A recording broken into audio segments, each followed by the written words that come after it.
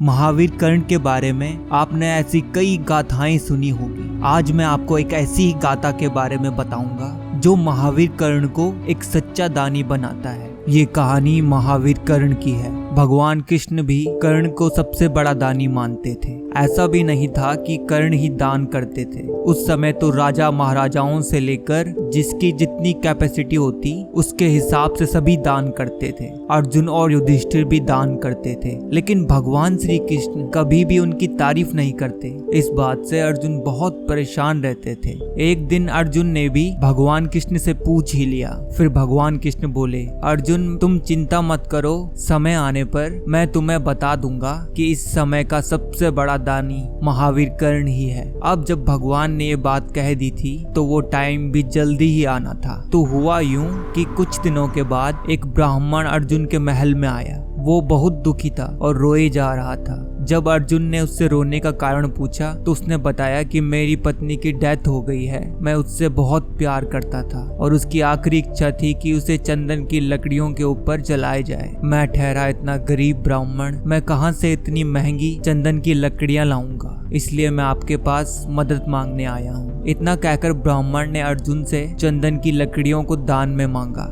अर्जुन भी कभी दान देने से पीछे नहीं हटते थे। अब उन्हें भगवान कृष्ण की नजरों में खुद को बहुत बड़ा दानी साबित करना था। उन्होंने तुरंत अपने मंत्री को आदेश दिया कि खजाने से चंदन की लकड़ियों का इंतजाम किया जाए। चंदन की लकड़ियां बहुत महंगी आती थी और मिलती भी कम ही थी, इसीलिए खजाने में हमेशा चंदन की लकड़ियों का एक स्टॉक रखा जाता था। चांस की बात थी कि उस दिन खजाने में चंदन की लकड़ियां नहीं मिली। इससे अर्जुन ने शर्मिंदा होकर ब्राह्मण से कहा, आप थोड़ा पेशेंस रखें, मैं अभी अपने सिपाहियों को भेजकर चंदन की लकड़ियों का इंतजाम करता हूँ। अर्जुन के सिपाही पूरे राज्य में घूम आए, लेकिन उन्हें कहीं भी चंदन की लकड़ियां नहीं मिली। ये देखकर अर्जुन को बहुत शर्म आई कि वो उसके दरवाजे पर आए ब्राह्मण की इच्छा भी पूरी नहीं कर सका। उन्होंने हाथ जोड़कर उस ब्राह्मण से माफी मांगी और कहा कि मैं आपको चंदन की लकड़ियां नहीं दिलवा सकता। भगवान श्री कृष्ण दरबार में बैठकर इस पूरी घटना को देख रहे थे। इससे पहले कि ब्राह्मण वहां से हताश होकर चला जाता, उन्होंने कहा,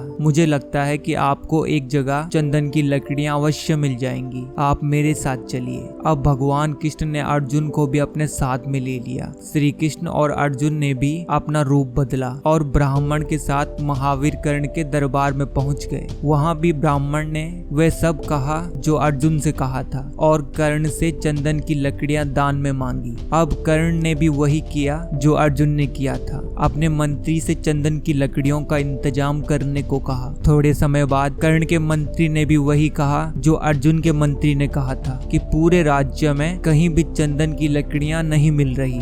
अब ये सुनकर कर्ण कुछ सोचने लगे। फिर उन्होंने मुस्कुराते हुए अपने मंत्री से कहा कि उनके महल में चंदन के खंभे हैं, उन्हें तोड़कर ब्राह्मण को दान दिया जाए। मंत्री ने भी वही किया। अब ब्राह्मण चंदन की लकड़ियों को लेकर अपनी पत्नी के अंतिम संस्कार के लिए चला गया। ये देखकर अर्जुन को भी समझ में आ गया क्यों भगवान कृष्ण हमेशा कर्ण की तारीफ करते रहते हैं। भगवान श्री कृष्ण ने अर्जुन से कहा, देखो तुम्हारे महल के खंभों में भी चंदन की लकड़ियां लगी हैं, लेकिन तुमने ब्राह्मण को निराश किया। वहीं कर्ण ने ये साबित कर दिया कि क्यों उसे दानवीर कहा जाता है। दान का अर्थ ये नहीं कि आप सोच समझकर कि किसे दान देना है और किसे नहीं। कोई आपके दान का गलत फायदा उठा लेगा, ये सब सोचना नहीं है। अगर किसी ने आपसे कुछ मांगा है और आपको लगता है कि आप उस चीज को देने के लिए कैपेबल हो, तब बिना इन सब बातों में पड़े आपको दान करना चाहिए और फिर तुरंत उस दान को भूल भी जाना चाहिए, क्योंकि भगवान कहते हैं कि सच्चा दान वही है जिसका जिक्र आप किसी से न करें, खुद से भी नहीं।